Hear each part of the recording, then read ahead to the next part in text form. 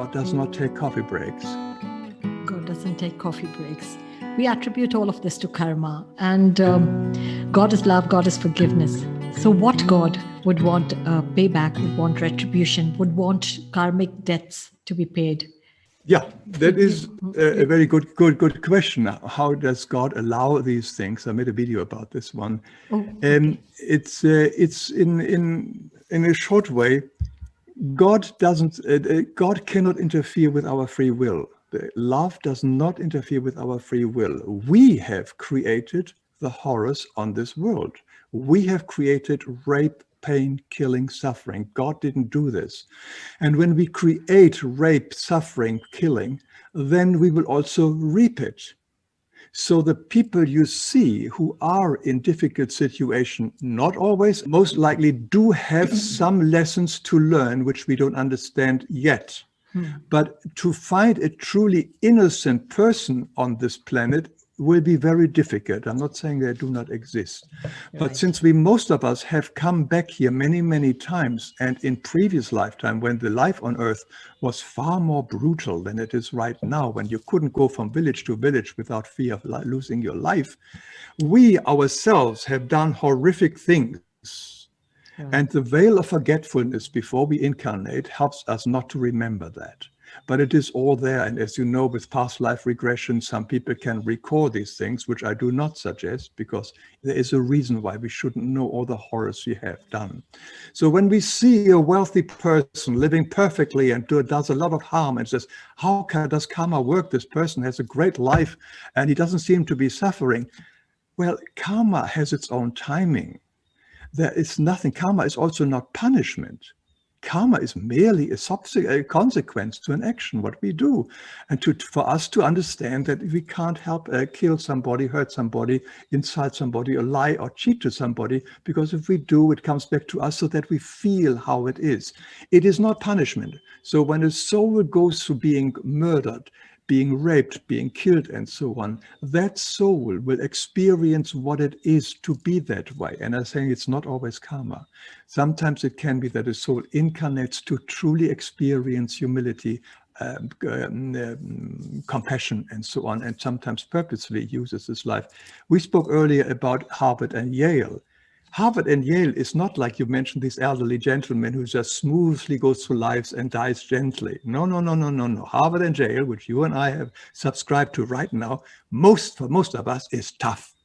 You have to work every day to stay on lesson.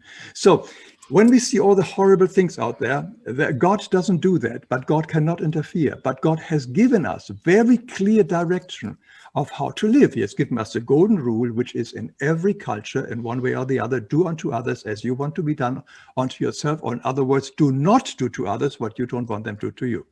We in the West have got also the 10 Commandments. We have got the Sermon on the Mount, which says don't cheat, don't lie, whatever, the very simple, basic knowledge which every culture has in one way or the other in the holy books. Right. We have the option to live by it or not. And in addition, over and over, if God says in every kind of culture, forgive, forgive, forgive. So if there is a karma looming, forgive, and the karma disappears. It is so easy. The worst karma, the killing, the murdering, whatever it is, can be instantly dissolved if the person forgives. And forgiveness is very hard. People like to hold on to forgiveness because it gives an empowerment, an illusion of empowerment.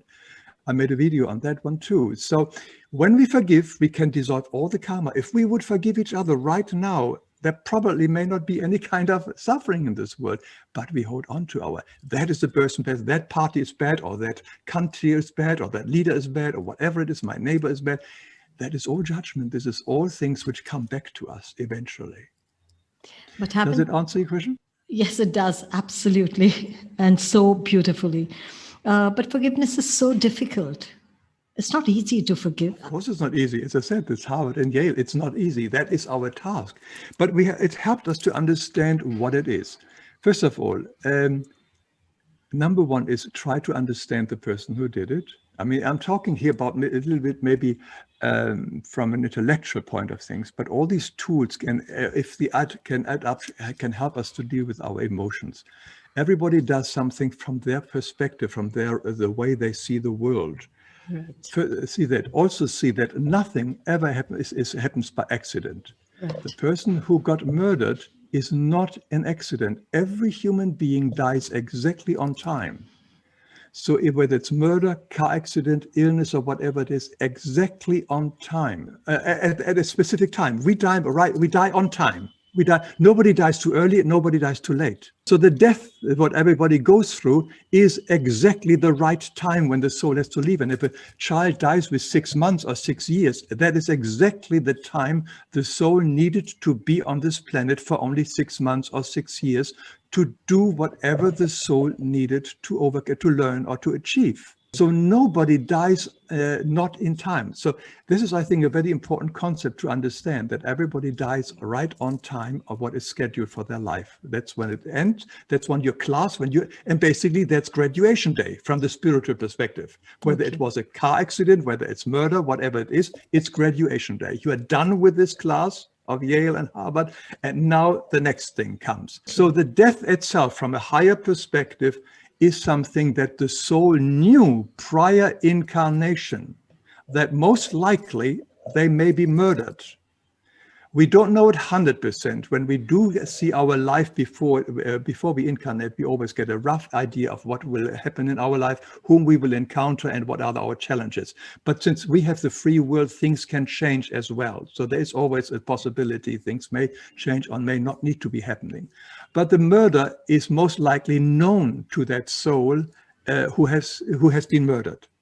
That's very important. Now, how does it affect me as somebody, parent or whatever it is? That's also no accident. Why do I have to learn the lesson of a sudden loss? Have I somewhere created loss to another person, what was very dear to another person? Maybe not in this lifetime, maybe another lifetime.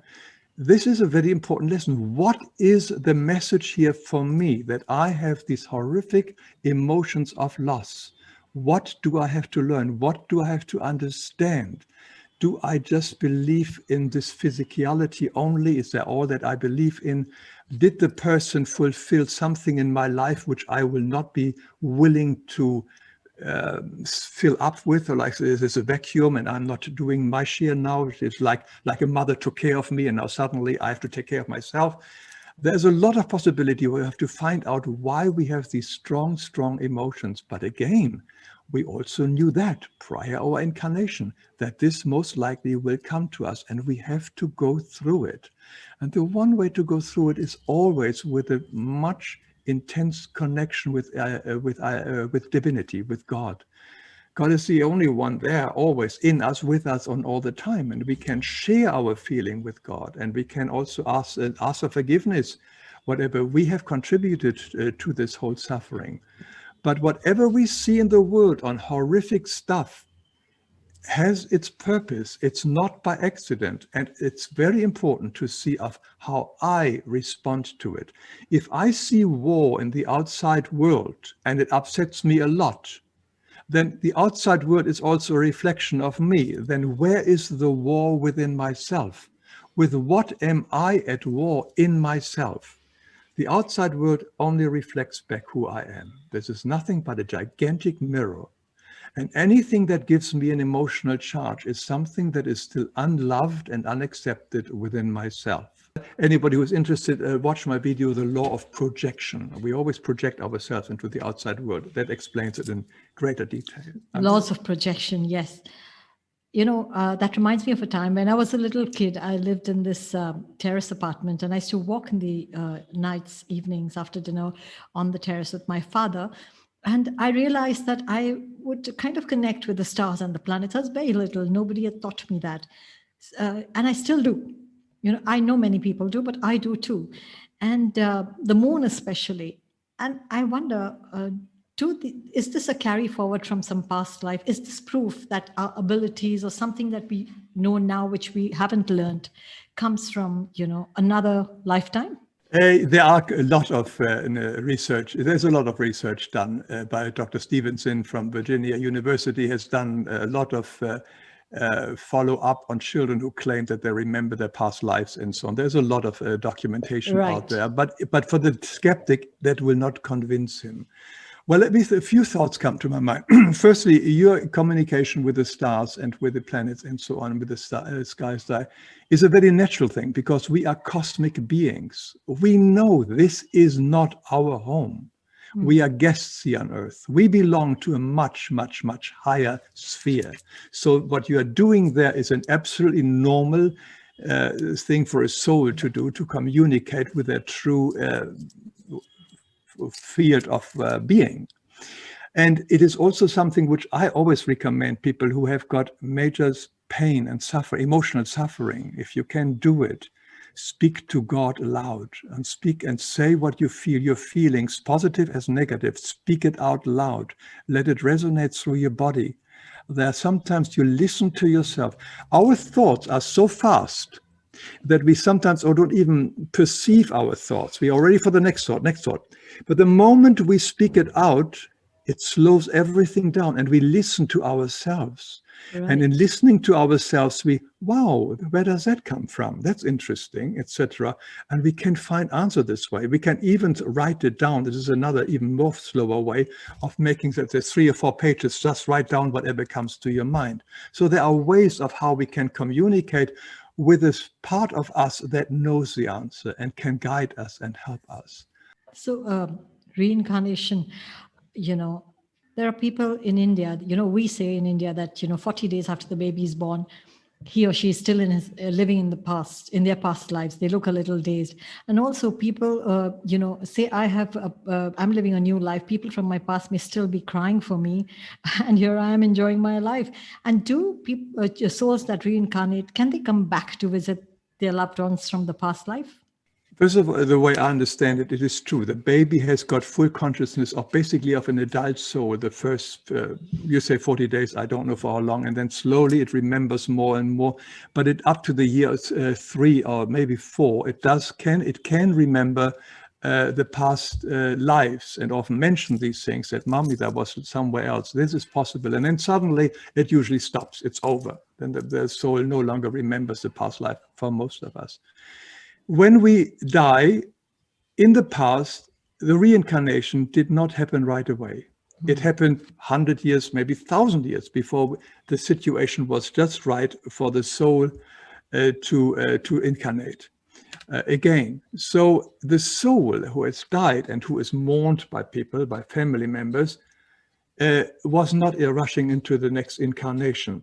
They very often tried to console whatever they could do to the mourning. But again, if you watch my movie and mourning and grieving, it is a very tough job for them to do, to see the people they left behind in such pain when the soul itself is free and wants to move on. But the soul, the family holds it back and cries and cries and cries. And these are ties, and the soul cannot move on because the mourning and grieving of the people left behind ties it, and it feels all the pain and suffering left behind. This is particularly very strong the case in people who committed suicide, that on the other side they suddenly feel intensely the pain and suffering that they have caused to their parents or family members. So that is one thing to consider. You are concerned about your family in their previous lifetime, whether they are still suffering or paining and so on. Let them deal with it, I would say. Same way. But in the past, the soul which departed very often stayed with them, tried to connect with them in some way and send healing. At the moment, when the incarnation goes much faster, that sometimes people only stay a few years before they incarnate again, then the soul will not be able there to give comfort to the previous family that is in mourning. So they move on to the next life. But nobody is left without help and guidance. These souls who are mourning of the previous lifetimes not only have the soul that left, but also they have got their guardian spirits. They have got so much other help if they want to turn for guidance and help. And of course, in them is God. It is the whole universe. Everything is in them. So they maybe have to learn the hard way how it is, and say that God is here and God is helping us all the time. So at the moment, the reincarnation cycle goes much, much, much faster. Okay. And the soul goes into the next thing. But let's concentrate on the here and now Not I know what we you're have. taking a lot of your time, and thank you so much. But there are a couple of questions more that I'd like to ask you. There is an ancient Vedic text, a quote in Sanskrit in India. It says, Yatha Pind Tatha Brahmand. Yatha Brahmand Tatha Pind. I'll explain the meaning. As is the cosmos, so are you, and as are you, so is the cosmos.